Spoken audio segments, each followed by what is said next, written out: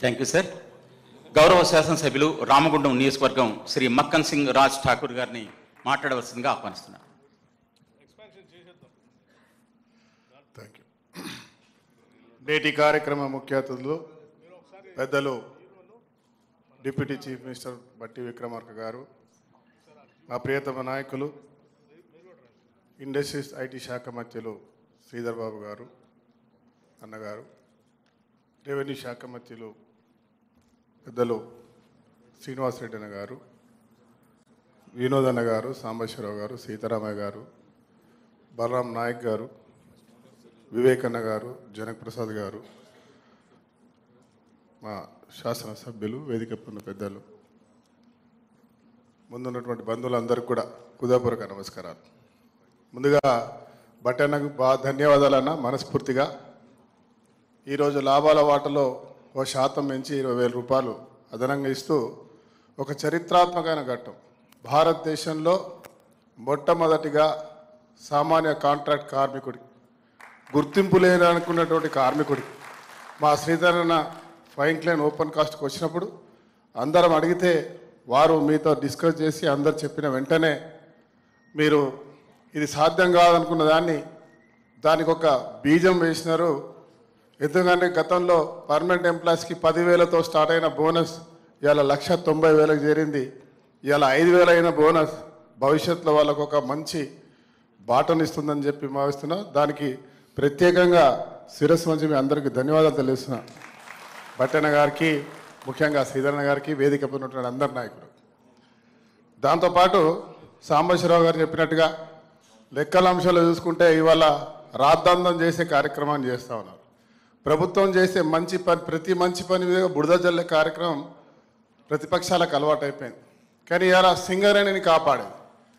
నిజాం కాలం ప్రారంభించిన డక్కన్ కోల్ సింగరేణిగా మారిన తర్వాత దాన్ని ఆదర్శంగా తీసుకొని ఇవాళ భారతదేశంలో కోల్ ఇండియా దేశవ్యాప్తంగా అయింది, ఎన్టీపీసీ దేశవ్యాప్తంగా అయింది, ఇతర సంస్థలు దేశవ్యాప్తంగా అయింది. కానీ సింగరేణి మనుగడ అడ్రస్ లేకుండా పోయే పని ఈరోజు మనం గత ప్రభుత్వం యొక్క నిర్లక్ష్యం వల్ల చూసాం. 1,00,000 మంది ఎంప్లాయీస్ ఉన్నటువంటి మా వ్యవస్థ 40,000కు జారింది. కానీ ఈరోజు లాభాల దాంట్లో ఉంచి ఈ యొక్క సింగరేణి దేశవ్యాప్తంగా చేయాలి, ఇతరతర రంగాలు కూడా రాణించి మళ్ళీ పూర్వవైభవం తీసుకురావడానికి ప్రభుత్వం తీసుకున్న నిర్ణయానికి బట్టన్న గారికి, యావత్ సింగరేణి కార్మికుల పక్షాన, తెలంగాణ ప్రజల పక్షాన ధన్యవాదాలు తెలియజేస్తున్నా.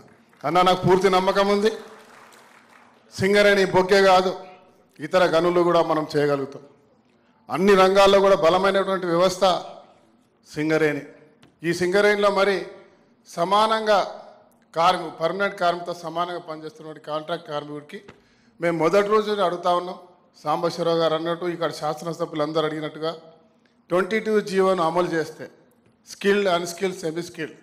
ఎందుకంటే ఈరోజు ఆ కార్మికుడు 6,000 నుంచి 14,000 వరకే పనిచేస్తున్నా వారికి వేతనం పెంచితే కనుక అట్లీస్ట్ సింగరేణి, ఎన్టీపీసీ మా ప్రాంతాల్లో ఇవి తీసుకురాగలిగితే నిజంగా ఈ యొక్క ప్రభుత్వం, మన ప్రభుత్వం భారతదేశానికి ఆదర్శంగా ఉంటుంది. ఖచ్చితంగా దీన్ని అమలు చేయాలని చెప్పి మేము కోరుతా ఉన్నాం. అదే మాదిరి అధికారులను, బలరాం నాయక్ గారిని, వారి యొక్క వ్యవస్థని దీనిపై అడ్డు రాకుండా చేయాలని చెప్తున్నాం. మా శ్రీధరన్న గారి కోరిక, ఇక్కడ ఉన్న అందరి శాసనసభ్యుల కోరిక. దాంతోపాటు అందరు చెప్పినట్టుగా 2,000 పెన్షన్ వచ్చే వారికి సింగరేణి ఇస్తుందో తెలియదు, కానీ కనీసం మన ప్రభుత్వం ఇచ్చే పెన్షన్లను దాంట్లో యాడ్ చేస్తే వాళ్ళకి 4,000, 2,000 అది కూడా వారికి సహకారంగా ఉంటుంది. దాంతోపాటు రిటైర్డ్ అయిపోతే మనకు వాళ్ళకు వచ్చే 2-3 పెన్షన్లో వారికి మనం రెవెన్యూకి సంబంధించినటువంటి బెనిఫిట్స్ ఇవ్వలేము. తెల్ల కార్డియం, రేషన్ కార్డియం, హాస్పిటల్లో ఫెసిలిటీస్ ఉంటాయి. ఆ స్థాయిలో ఉన్న వారికి ప్రభుత్వం తెల్ల కార్డుతో పాటు ప్రభుత్వానికి సంబంధించిన సంక్షేమాలు వచ్చే విధంగా చేసినా అది గౌరవంగా ఉంటుందని చెప్పి నేను భావిస్తున్నా, ఒకవేళ వ్యవస్థ ఇవ్వకపోతే. దాంతోపాటు పవర్ ప్లాంట్ రామగుండంలో మీరు వచ్చి ఇనాగ్రేషన్ చేసినారు, దానికి ధన్యవాదాలు. అదే మాదిరిగా మరొక కార్యక్రమం పెట్టి త్వరితగతిగా ఫౌండేషన్ వేసి ఆ పని ప్రారంభిస్తే బ్రహ్మాండంగా ఉంటుందని చెప్పి భావిస్తున్నా. మీరు దసరా అన్నారు, మీరు దేశాల్లో మరి యొక్క వ్యవస్థను పెంపొందించడానికి అధ్యయనానికి వెళ్ళి రావడం మీకు శుభాకాంక్షలు అన్న. మరి ఈ దసరా వెళ్ళిపోతూ ఉంది, దీపావళి కన్నా మా దగ్గర ఇనాగ్రేషన్ చేస్తే చాలా సంతోషంగా ఉంటుందని భావిస్తూ మరొకసారి మళ్ళొక్కటి రామగుండం అన్నాం. రామగుండంలో మనం ఈ సొంత ఇళ్ళ పట్టాలు ఇస్తామని చెప్పినాం. మా నాయకులు శ్రీధర్ బాబు గారు మొన్న వచ్చినప్పుడు కలెక్టర్ని, అధికారులు, సింగరేణికి సంబంధించిన వాళ్ళు మాట్లాడడం జరిగింది.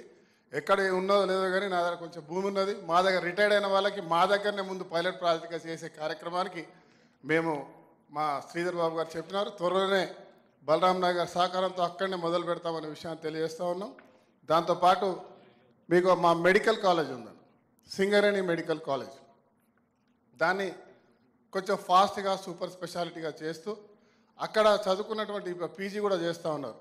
డెంటల్ నర్సింగ్ కాలేజ్ కూడా అవకాశం దాంట్లో ఉంది. కొత్తగా బిల్డింగ్స్ కట్టాల్సిన అవసరం లేదు. ఉన్న దాంట్లో మరి అవి చేస్తూ దాంట్లో 7% మాత్రమే పోయిన ప్రభుత్వం ఇచ్చిందన్న సింగరేణి పిల్లలకి. అక్కడ మీరు వీలైతే కనీసం 25% సింగరేణి కార్మికుల పిల్లలకి సీట్లు ఇచ్చేటువంటి కార్యక్రమాన్ని తీసుకోవాల్సిందిగా కోరుతున్నాం. ఎందుకంటే ప్రభుత్వం మనది, ఇలా నిర్ణయం మీరు తీసుకునేటువంటి అవకాశం మీ చేతులు ఉంది కాబట్టి ఖచ్చితంగా దీని మీద తీసుకోవాలని చెప్పి కోరుతూ మరొకసారి సింగరేణి అధికారులకి, మరి బట్టన్న గారికి, నాతో పాటు సహచర శాసనసభ్యులకి అందరికి కూడా